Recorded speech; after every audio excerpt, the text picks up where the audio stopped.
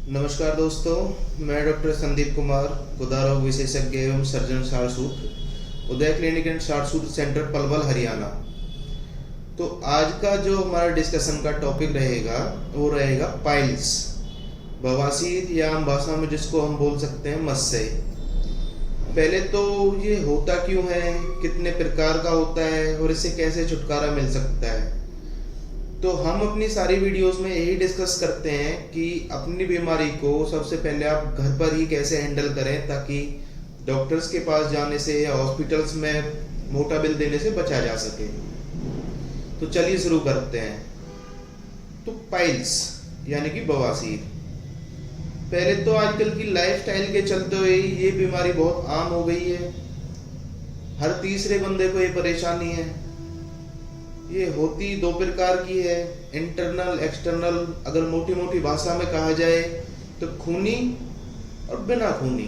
ठीक है, कई बार जो पाइल्स होती है वो खूनी हो जाती है, जिसको बादी वाले मस्से भी बोलते हैं, जिसको इंटरनल पाइल्स बोलते हैं। आमतौर पर ये पाइल्स फर्स्ट या सेकंड ग्रेड की होती हैं, जिनके लिए आपको कोई ऑपरेशन कराने की जरूरत नहीं पड़ती है।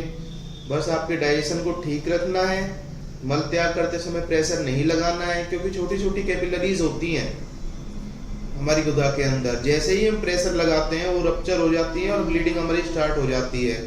और जैसे जैसे हम स्टेनोसिस करते रहते हैं, प्रेशर लगाते रहते हैं मल त्याग करते समय, तो वहाँ पर पाइल्स बन जाता है हमारा। ठीक है, अब धीरे धीरे करके जब हम अपनी बीमारी की तरफ ध्यान नहीं देते हैं, किसी चिकित्सक को नहीं दिखाते हैं, तो ये बीमारी बड़ा रूप धारण कर लेती है।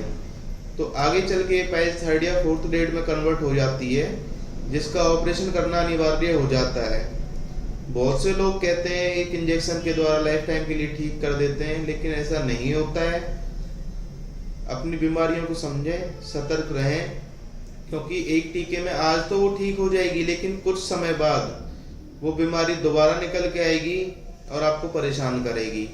तो इसीलिए ऐसे चिकित्सकों से पहले तो बच के रहना चाहिए। क्या आपके लिए सही है, क्या आपके लिए सही नहीं है, ये चीज आपको पता होनी चाहिए। कैसे इस बीमारी से हम बच सकते हैं?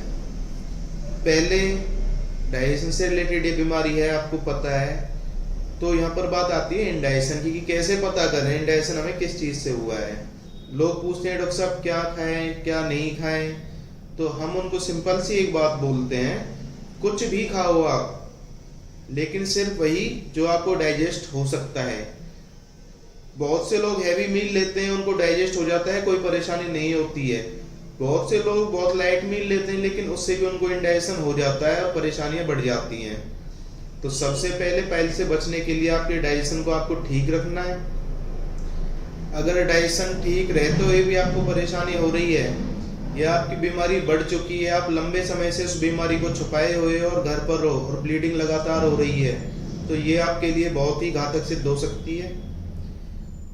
पाइल्स में कभी भी जो खूनी बवासीर होती है इंटरनल, उसमें दर्द नहीं होता है, ये बात आपको पता होनी चाहिए ताकि आप ठगों से बच सकें। जब तक पाइल्स किसी दूसरी बीमारी के साथ एसोसिएट नहीं होती है, जैसे कि थर्ड या फोर्थ ग्रेड की पाइल्स लगातार स्टेनोसिस करने के साथ साथ कई बार गुदा के अंदर फिशर बन जाता है, तो फिशर के कारण हमें जलन होती है, या कई बार जो बवासीर है उसको लगातार प्रेशर लगाते रहते हैं मल त्याग करते समय, और बाहर की जो गुदा की खाल है वो बाहर निकल आती है, जिसको मोटी मोटी भाषा में एक्सटर्नल पाइल्स भी हम बोल देते हैं।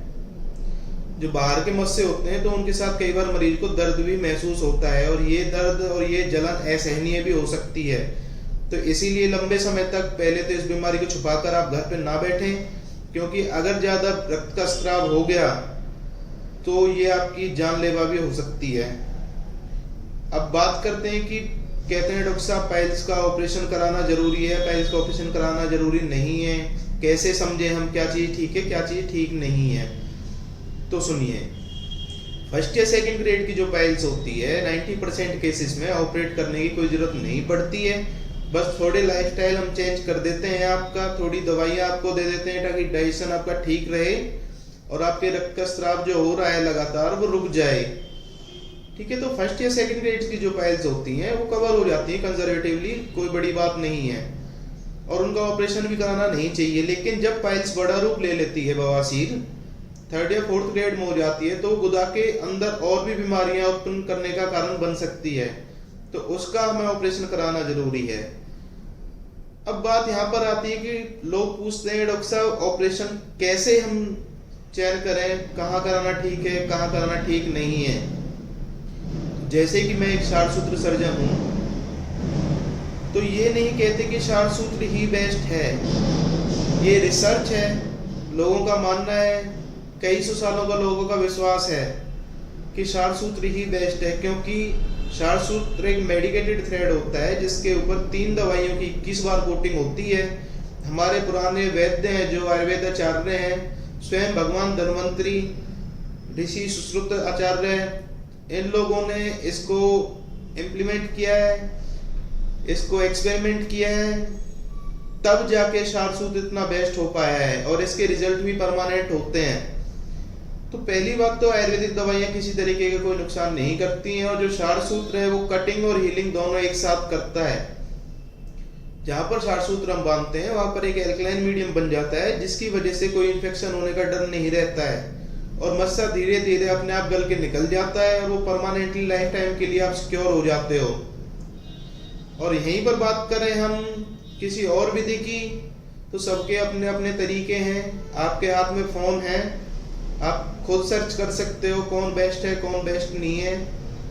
इसीलिए मैं यही कहना चाहूँगा, पाइल्स के उपचार के लिए हमेशा आप अपने आयुर्वेदिक वैद्यों को चुनें एवं आयुर्वेदिक शार्ट सूत्र द्वारा ही उनका ट्रीटमेंट कराएं, ताकि आगे के लिए आप इस बीमारी से निजात पा सकें।